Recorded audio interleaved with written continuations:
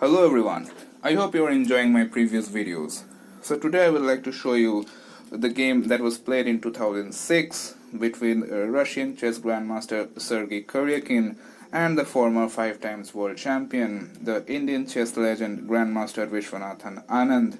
So if you are new to my channel, please subscribe it and press the bell icon in order not to miss my future uploads. So without further ado, let's start with the game. Here Sergei Karjakin start with the white pieces started with e4 and c5 by Viswanathan Anand. We have the Sicilian defense on the board. Knight to f3, d6, d4, c captures on d4, knight captures on d4, knight to f6, knight to c3 and a6 by black. So here the knight variation of the Sicilian defense is on the board. We have bishop to e3 and e5. And now knight to b3. Although I will have to tell you that knight to c3 would be an alternative, but in our game we have knight to b3. So bishop to e6 by black and f3. So white is going for the Yugoslav attack. And bishop to e7 by black, queen to d2, preparing to castle queenside, and now we have opposite side castling. So this game is gonna be a very short, since this is basically a race who can attack his opponent's king faster. That will see in this game. So here we have knight b to d7 and g4 by white. So you can see that already white is attacking black's king side. Now black does the same by playing b5 and g4 by white. G5 by white and b4 by black. So and knight to e2 by white. Here capturing this knight won't do anything. For example, if white captures this knight, g captures on f6 and b captures on c3, queen captures on c3 and bishop captures on f6. So this position is very much comfortable for both the players. There are no tensions on the board, and this bishop on e6 and bishop on f6 are doing a great job in protecting the f7 and the g7 pawn. So rook to g1, h4, h5 will not be a threat in near future. So here this game didn't proceed like this. White played a knight to e2 and knight to e8 by black. We have f4 by white and a5 by black. So Anand is not paying attention what's happening on his king side, and Sergei Karjakin is not paying attention what's happening on the queen side. Both the players are just attacking brutally. We have f4 by white and a4 by black and knight to d4 by white. So here white is saying that okay, you take up my knight and I will take your bishop. And now here black should be very careful. For example, if black is greedy and he captured on a2, then white is having an amazing knight to c6 with an attack on the queen and on the bishop. And after the queen moves, for example, queen to c7, knight captures on e7, and here you can see that already white is a piece up.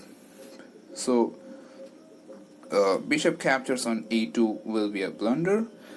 So here Anand captured this knight, e captures on d4 is on the board, knight captures on d4, and now the same thing is that if you capture on a2, then knight to c6 will be extremely dangerous. And now here we have an amazing move by black, that is b3. And now knight to c6 is not possible, because if knight to c6, then we have b captures on a2, and now this pawn on a2 is unstoppable. And there is also threatening a checkmate in one. So we have king to b1, and now b captures on c2, knight captures on c2, and now Viswanathan Anand played an extremely aggressive move. So I would like you all to pause this video and find out what that move is. Okay, I'll give you a couple of seconds. Ready? In here, the Indian chess legend played bishop to b3. Look at this, guys, how aggressively he is playing. He is just sacrificing his bishop in order to gain control over the a file.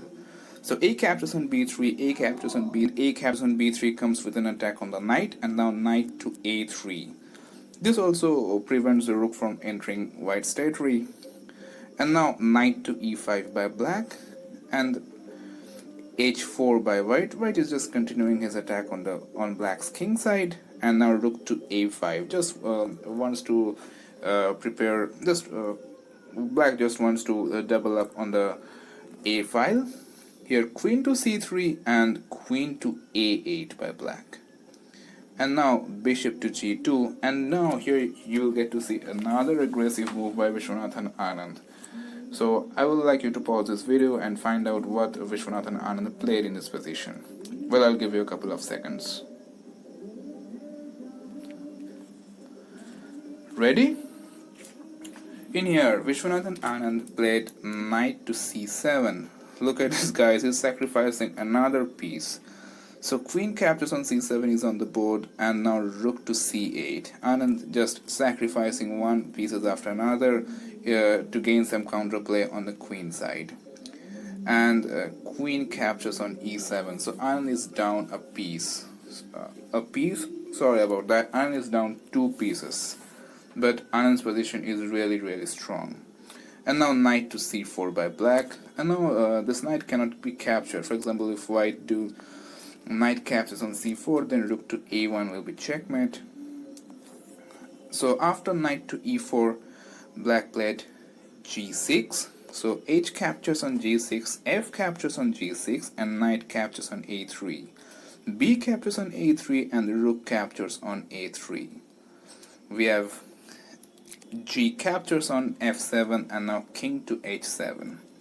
And here you can see that black is threatening a checkmate in 2. For example, if white promote this into a queen, so here white is having 2 queens, but black will just play rook to a1, king to b2, and queen to a3 will be a checkmate, because this rook on c8 is doing a nice job in preventing the king from coming into the c file. So here, instead of promoting to a queen, white promoted this pawn to a knight, gaining this check. So we have rook captures on f8, and now queen captures on f8. So here white decided to give up his queen, and material wise white is having some compensation. For example, if black captures the queen, queen captures on f8, and now white is having 2 bishops and a rook against a queen, which is pretty much a compensation. But here Anand is not interested in any kind of capturing the queen. Here Anand just aggressively played rook to a1 check.